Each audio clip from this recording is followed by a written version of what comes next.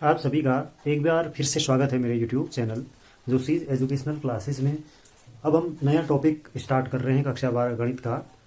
वो टॉपिक है veg theorem, संपूर्ण प्रायिकता प्रमेय। उससे पहले हम पढ़ेंगे कि प्रतिदर्श समष्टि जो है उसका विभाजन। ठीक है, यहाँ पर जो टॉपिक है प्रतिदर्श समष्टि, प्रतिदर्श समष्टि का विभाजन। ठीक है, इसको क्या कहते हैं? Partition of a sample space, partition of a sample space. कोई भी एक प्रतिदर्श समष्टि हमें दी है, सैंपल स्पेस दिया है। सैंपल स्पेस बेसिकली उसको कहते हैं जहाँ पर बहुत सारी जो है संभव घटनाएं होती हैं। तो कोई भी सैंपल स्पेस है उसका पार्टीशन मतलब विभाजन होता है। तो मान लेंगे उसमें E1, E2, E3 up to so on En घटनाएं हैं। ठीक है, मानना, या फिर ये लिखेंगे कोई भी समष्टि प्रतिदर्श या प्रतिदर्श समष्टि, प्रतिदर्श समष्टि विभाजित होता है, विभाजित होता है यदि, अब इसमें तीन कंडीशन है वो सेटिस्फाई करेगा। नंबर पहला,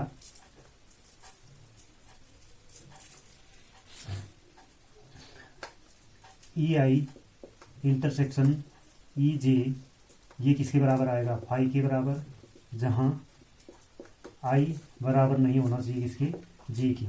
ठीक है, तो ये असंयुक्त घटनाएं होनी चाहिए, डिसजॉइंट इवेंट्स होनी चाहिए, क्योंकि उनका जो इंटरसेक्शन होता है वह फाई के बराबर होता है। और दूसरी बात यह है कि suppose that E1 union E2 union E3 up to so on En, तो n घटनाएं हो रही हैं तो वह सैंपल स्पेस के ही बराबर होंगी, समष्टि प्रतिदर्श के ही बराबर होंगी। और तीसरी बात यह है कि प्रोबेबिलिटी ऑफ EI जो भी इवेंट है वह शून्यतर होनी चाहिए, 0 से बड़ी होनी चाहिए। ठीक है, और यहाँ पर जो है I और J की वैल्यू क्या है? 1, 2, 3 अप टू सोन n तक हो सकती है। तो अब इसको हम डायग्राम से अगर समझाएं कि कोई एक सैंपल स्पेस है ये, ठीक है, ये ऐसे एक सैंपल स्पेस है, इसमें बहुत सारे इवेंट हो रहे हैं। E1 घटना ये है, सपोज दैट E2 घटना ये है, ठीक है, और E3 घटना मान लेते हैं ये वाली है, और E4 घटना कोई ये वाली है, और En घटना ये है।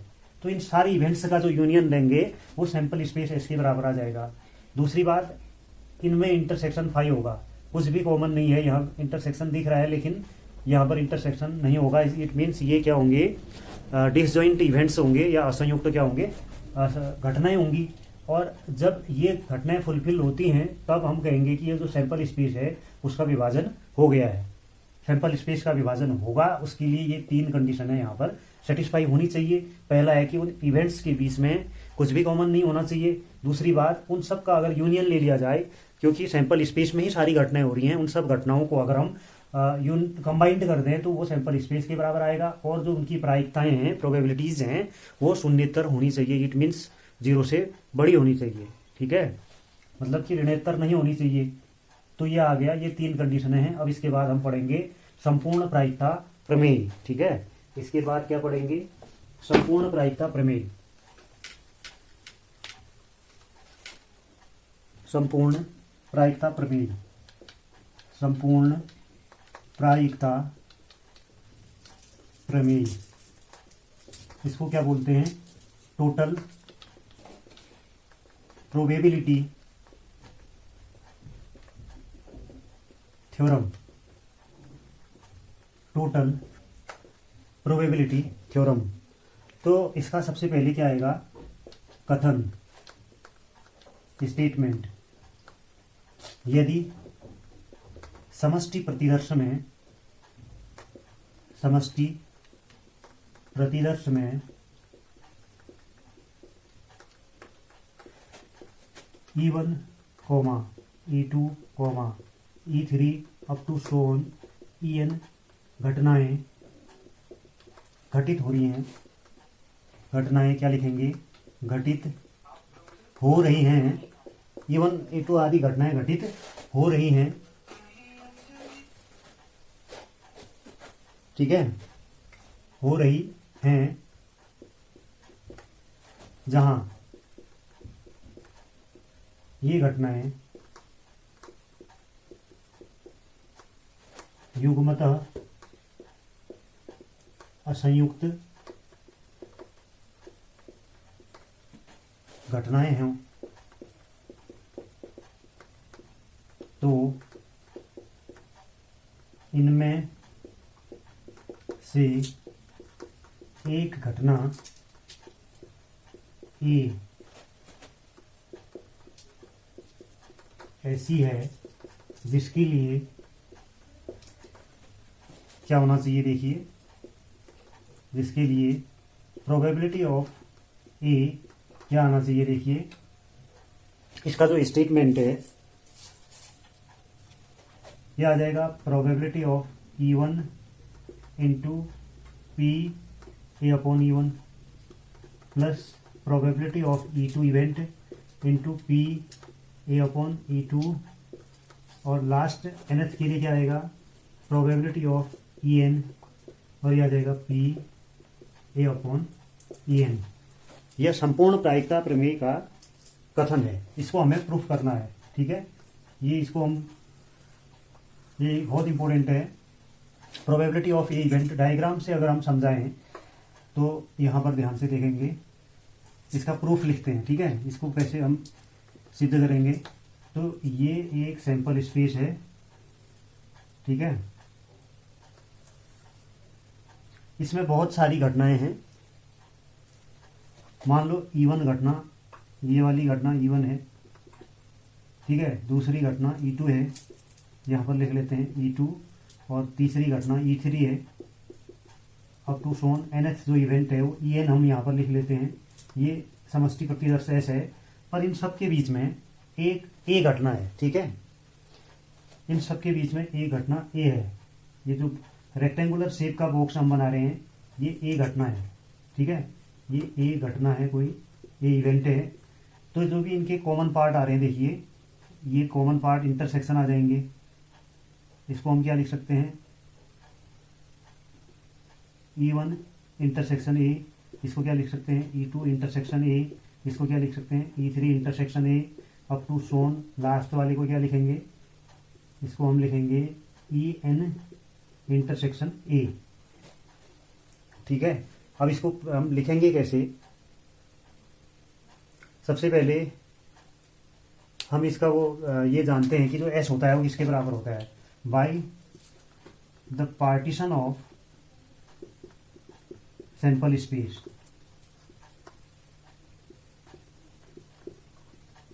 इसका मतलब क्या हुआ, समष्टि प्रतिदर्श या प्रतिदर्श समष्टि, इसको लिखते हैं प्रतिदर्श समष्टि के विभाजन से हम क्या जानते हैं, देखिए के विभाजन से, इससे पहले हमने पढ़ा था जो S इवेंट होता है वो किसके बराबर आ जाएगा, देखिए E1 union E2 union E3 up to so on क्या आ जाएगा, ये En आ जाएगा, ठीक है, ये यूनियन क्या आ जाएगा, En आएगा। इसके बाद हमें एक चीज पता है कि जहां पर क्या लिखेंगे, EI इंटरसेक्शन EJ की क्या होना चाहिए 5, और जहां I और J की वैल्यू क्या है 1,2 अप टू सोन, ये आ जाएगा 3 अप टू सोन। तो डियर स्टूडेंट्स अब क्या करेंगे हम, देखिए ये दिख नहीं रहा है, थोड़ा इसको एडजस्ट करते हैं। तो ये सैंपल स्पेस में एक ए घटना है, ठीक है, इसको हम ए बराबर भी लिख सकते हैं, ए बराबर ये सब सारी घटनाओं का यूनियन होगा। तो दोनों ओर प्रोबेबिलिटी पी ए लगा देते हैं, पी ए कितना आ जाएगा, probability of E1 union E2 union E3 up to so on union En। अब इसमें एक योग नियम होता है, ठीक है, प्रायिकता का योग नियम, तो उस नियम से क्या आ जाएगा, सारी प्रायिकताएं यहां पर जुड़ जाएंगी। अच्छा एक चीज़ था, ये तो सैंपल स्पेस के लिए तो सब यूनियन आ गया, लेकिन एक चीज़ थोड़ा मिस्टेक हो रही है यहाँ पर। ए के लिए क्या होगा, यहाँ पर हमने लिखा है देखिए, ए क्या आ जाएगा, E1 इंटरसेक्शन ए, यहाँ से ये आ गया देखिए, और फिर दूसरी घटना क्या जुड़ी, plus E2 intersection A plus E3 intersection A up to so on plus क्या आ जाएगा, EN इंटरसेक्शन ए। इसका मतलब जो ये ए घटना थी रेक्टेंगुलर बॉक्स में हमें दिखाई है यहाँ पर, ये पूरी ये इवेंट जो है ये इनके इंटरसेक्शन के सम के बराबर होगा। तो यहाँ से प्रोबेबिलिटी अप्लाई करेंगे तो क्या आ जाएगा, probability of E1 intersection A, ठीक है, ये आ जाएगा plus E2 intersection A plus E3 intersection A up to so on plus EN intersection A, ठीक है। अब प्रोबेबिलिटी सब में क्या हो जाएगी, अप्लाई हो जाएगी, तो ये आ जाएगा क्या, probability of E1 intersection A plus probability of E2 intersection A plus probability of E3 intersection A plus up to so on लिख देंगे प्रोबेबिलिटी ऑफ EN इंटरसेक्शन ए।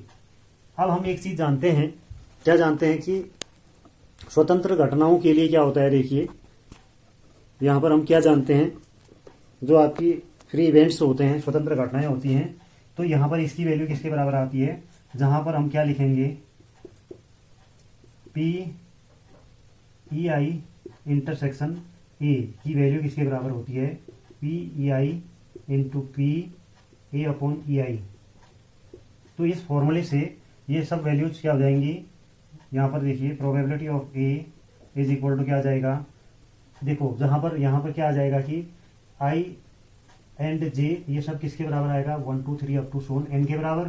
तो यहाँ से आ जाएगा कि इसकी value probability of E1 event पहले आएगा into probability of A upon E1 इस फॉर्मूले से, फिर प्लस दूसरी घटना के लिए क्या आएगा, probability of E2 into probability of A upon E2। ये कंडीशनल प्रोबेबिलिटी लग रही है, ठीक है, E2 घटनाएं पहले घटित हो गई हैं और फिर हम एक अन्य घटना ए को ले रहे हैं, तो फिर यहाँ से आ जाएगा तीसरे के लिए P probability of E3 into P A upon E3।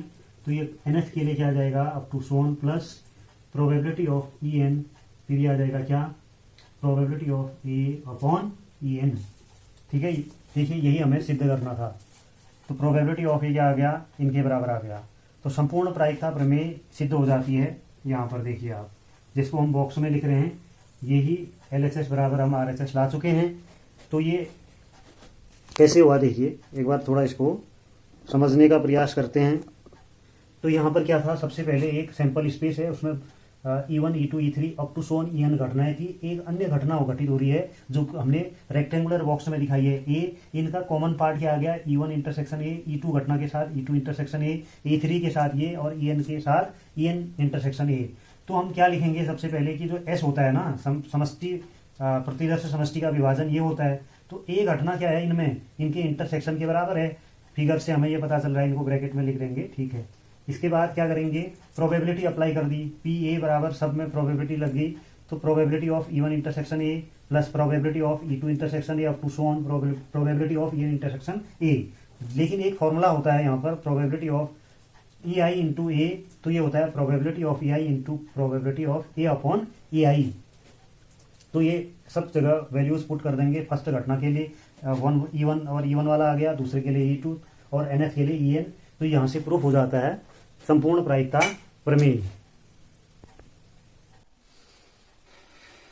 Dear students, board पर लिखी हुई है बेज की प्रमेय, बायेज थ्योरम, बहुत इंपॉर्टेंट कॉन्सेप्ट है। तो इसका सबसे पहले स्टेटमेंट लिखते हैं और फिर उसको सिद्ध करेंगे, प्रूफ करेंगे, ठीक है। इसका कथन क्या जाएगा, देखिए कथन, यदि E1 comma E2 up to so on EN घटनाएं समष्टि प्रतिदर्श या प्रतिदर्श समष्टि, प्रतिदर्श समष्टि S का विभाजन करती हैं, विभाजन करती हैं और साथ ही अरिक्त तथा युग्मतः असंयुक्त घटनाएं हैं, डिसजॉइंट इवेंट्स हैं, ठीक है, असंयुक्त घटनाएं हैं। इसका मतलब ई आई इंटरसेक्शन ई जे ये किसके बराबर आएगा, फाई, जहां आई बराबर नहीं होगा किसके, जे बराबर नहीं होगा आई के, या फिर आई और जे इनकी वैल्यू क्या आएगी 1 2 3 अप टू सो एन के बराबर, ठीक है। तो युग्मतः असंयुक्त घटनाएं हैं, इन घटनाओं में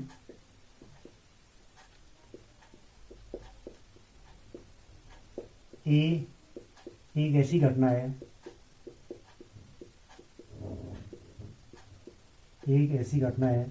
जिसकी प्रायिकता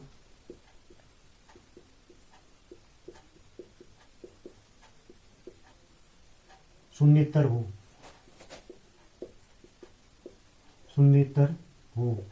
इसका मतलब क्या कह रहा है कि जो प्रोबेबिलिटी ऑफ ई इवेंट आएगा वो पॉजिटिव होनी चाहिए, शून्येतर होनी चाहिए। तो probability of E I upon E किसके बराबर आएगा, probability of E I into probability of E upon E I upon summation, ठीक है, आई इज इक्वल टू 1 से n तक, यही आ जाएगा जो न्यूमरेटर में लिखा है, probability of P I into probability of A upon E I. ये हमें प्रूफ करना है डियर स्टूडेंट्स, ठीक है। तो यहाँ पर हम डायग्राम बनाएंगे, इसका प्रूफ लिखते हैं, ठीक है। ये बोल रहा है कि ये घटनाएं असंयुक्त घटनाएं होनी चाहिए और इनमें एक घटना ऐसी है, एक घटना है जो E1 E2 E3 up to so on En में एक इवेंट ऐसा है जिसकी प्रोबेबिलिटी 0 से बड़ी होगी, मतलब पॉजिटिव होगी। तो हम डायग्राम से इसको समझते हैं। देखिए यहाँ पर S क्या है, एक सैंपल स्पेस है, यहाँ पर S क्या है, एक सैंपल स्पेस है। देखिए इनमें बहुत सारे इवेंट हैं।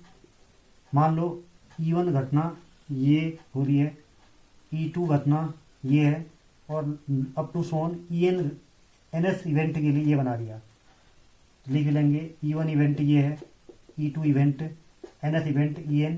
ये सब पूरा क्या है डियर स्टूडेंट, सैंपल स्पेस है। ये पूरा जो बॉक्स है ये सैंपल स्पेस है। इनमें एक घटना और घटित हो रही है ए, ठीक है। यहाँ पर हम इसको दिखा रहे हैं, जो छोटा रेक्टेंगुलर बॉक्स है वो घटना ए को बता रहा है। अब इनमें इनके कॉमन पार्ट्स आ जाएंगे, इंटरसेक्शन। तो हम इसको क्या लिख सकते हैं, ए इंटरसेक्शन E1, इसको क्या लिख सकते हैं, ए इंटरसेक्शन E2, nth वाले को क्या लिखेंगे, ए इंटरसेक्शन En। तो जो पूरा सैंपल स्पेस है यह E1 E2 E3 सारी घटनाओं से मिलकर बना है, इसका विभाजन करता है। यहाँ पर लिखा है कि ये घटनाएं प्रतिदर्श समष्टि S का विभाजन करती हैं। इसका मतलब क्या आ जाएगा कि जो S है वो किसके बराबर आ जाएगा, E1 union E2 union E3 up to so on union क्या आ जाएगा, En। और जो A है, ए इवेंट को हम क्या लिख सकते हैं, ए इंटरसेक्शन S। तो इसमें वैल्यू पुट कर देंगे S की, ए इंटरसेक्शन S की सारी वैल्यूज जो हमने यहाँ पर लिखी हुई हैं, क्या आ जाएगा, E1 union E2 up to so on union क्या आ जाएगा, En। अब ये क्या आ जाएगा, A is equal to A intersection E1 आ जाएगा। देखिए union A intersection E2, nth के लिए क्या आ जाएगा, यूनियन ए इंटरसेक्शन क्या आ जाएगा, En। अब इसमें प्रोबेबिलिटी अप्लाई कर देंगे तो P A is equal to क्या आएगा, पी ए इंटरसेक्शन E1 आ जाएगा, union probability of A intersection E2 and union probability of A intersection En मान लेंगे, ठीक है। अब प्रायिकता के योग नियम से इनमें सब यूनियन की जगह प्लस हो जाएगा। प्रायिकता के एडिशन लॉ से, योग नियम से हम क्या लिखेंगे, प्रायिकता के योग नियम से डियर स्टूडेंट्स हम क्या लिखेंगे, यहाँ पर दिख नहीं रहा है, अब दिखेगा। देखिए प्रायिकता के योग नियम से क्या आ जाएगा, देखो तो ये जो यूनियन है उसकी जगह प्लस लिख देंगे। तो probability of A is equal to P, ये आ जाएगा A intersection E1 plus probability of क्या लिखेंगे, A intersection E2 up to so on, plus आ जाएगा probability of A intersection En। और समेशन फॉर्म में हम इसको लिख सकते हैं, तो इसको summation i is equal to 1 to n, तो probability of A intersection E i हम इसको लिख देंगे इक्वेशन फर्स्ट। फिर हम एक फॉर्मूला जानते हैं, क्या लिखेंगे, probability of A intersection E I की वैल्यू होती है probability of E I into probability of A upon E आई।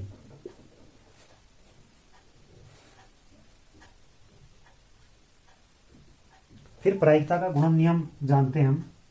प्रायिकता यहां लिखते हैं, देखिए प्रायिकता के गुणन नियम से, प्रायिकता के गुणन नियम से क्या होता है formula, probability of A intersection E I, इसको हम क्या लिख सकते हैं, probability of A into probability of E I upon ए।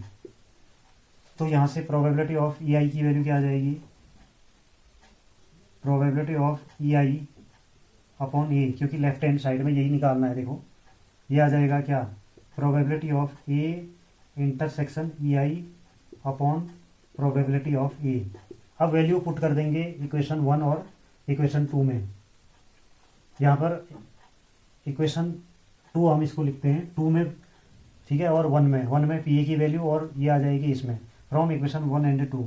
क्या लिखेंगे, putting values from equation first and second. देखो फर्स्ट में क्या है, पी ए की वैल्यू डिनोमिनेटर में लिख देंगे, और इनके इंटरसेक्शन की वैल्यू आपकी इक्वेशन सेकंड में है, इसको भी लिख देंगे। ठीक है, यहाँ पर दिख नहीं रहा है तो इसको मैं इरेज करता हूँ, यहाँ पर लिखते हैं, डायग्राम को इरेज कर देते हैं, अब इसकी ज़रूरत नहीं है। तो यहाँ पर हम इसको आगे बढ़ाते हैं। देखिए पी ए आई अपॉन ए की वैल्यू क्या आ जाएगी, probability of E I upon A, ये किसके बराबर आएगा, ये इक्वेशन सेकंड में इसकी वैल्यू क्या है, प्रोबेबिलिटी ऑफ ई आई, फिर है probability of A upon E I, A upon E I upon में पी ए की वैल्यू इक्वेशन फर्स्ट में है, देखिए summation I is equal to 1 to n, probability of क्या लिखी है, ए इंटरसेक्शन, सॉरी यहाँ पर इसको क्या लिखते हैं, probability of A intersection E I. तो इसकी वैल्यू क्या आ जाएगी, probability of E I upon A is equal to probability of E I, probability of A upon E I upon summation, ये वैल्यू भी वही आ जाएगी, क्या आ जाएगी, आई 1 to n आ जाएगा, probability of E I into probability of A upon E I, क्योंकि इसकी वैल्यू ये है, देखिए ए इंटरसेक्शन, या इसकी वैल्यू क्या है आपकी, ये समेशन के अंदर है और ये बिना समेशन में है, देखिए इंटरसेक्शन की वैल्यू। तो डियर स्टूडेंट्स, यहाँ पर बेस थ्योरम क्या हो जाती है, प्रूफ हो जाती है। देखिए यही हमें प्रूफ करना था। अब बेसिकली ये थ्योरम यूज़ कब करते हैं, जैसे मान लो हमने ये पढ़ा था आज तक कि एक थैले के अंदर लाल कुछ गेंदें लाल हैं, कुछ काली गेंदें हैं, ठीक है, दूसरे थैले के अंदर भी कुछ गेंदें हैं। गेंदों को चुनने की प्रायिकता तो हम निकाल लेते थे, लेकिन बैगों को चुनने की प्रायिकता कैसे निकालेंगे, इसके लिए बेस ने एक थ्योरम दी है। इस थ्योरम के हिसाब से हम बहुत सारी घटनाओं के बीच में से एक अन्य घटना जो भी घटित होती है ए है, ये इस घटना की प्रायिकता भी हम निकाल सकते हैं। आप वीडियो को पॉज करके इसको पूरा उतार लेंगे, ठीक है, ये अब पूरा क्लियर आ रहा है, देखिए, तो आप इसको उतार लेंगे। अभी के लिए इतना ही, बाकी फिर एक्सरसाइज में क्वेश्चन करेंगे। धन्यवाद।